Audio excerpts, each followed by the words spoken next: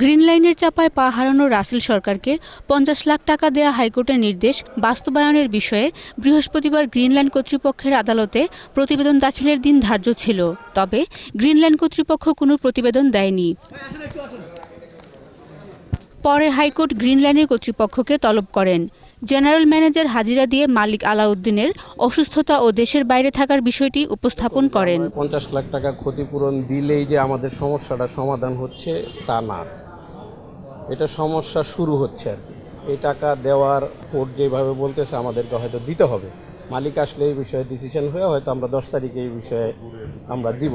শুনানি করে আদালত রাসেলকে ৫০ লাখ টাকা ৯ এপ্রিলের মধ্যে দেওয়ার নির্দেশ দেন। একই সাথে নির্দেশ পালন করা না হলে ১১ তারিখে টিকিট বিক্রি না করার নির্দেশ দেন হাইকোর্ট। আগামী ১১ তারিখে যেন গ্রিন লাইন পরিবহন কোনো টিকিট সাধারণ মানুষের কাছে বিক্রি না করে, তাদের জন্য বিপদে না ফেলে এই সিদ্ধান্ত, এবং 10 তারিখে ফাইনাল অর্ডার দিবে। এর আগে আদালত ইতিবাচক পদক্ষেপ না থাকলে গ্রেফতারের হুঁশিয়ারি দেন।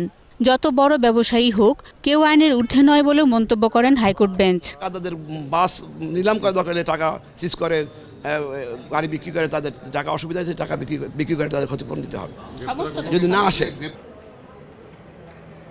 রাসেলকে 2 সপ্তাহের মধ্যে ৫০ লাখ টাকা দিতে গত ১২ই মার্চ গ্রিন লাইন পরিবহন কর্তৃপক্ষকে নির্দেশ দিয়েছিল হাইকোর্ট। গত বছরের ২৮ এপ্রিল কেরানীগঞ্জ থেকে ঢাকায় ফেরার পথে যাত্রাবাড়ির হানিফ ফ্লাইওভারে গ্রিন লাইন পরিবহনের বাসের চাপায় পা হারান তিনি। শাকেরা আরজু, ২১ টেলিভিশন, ঢাকা।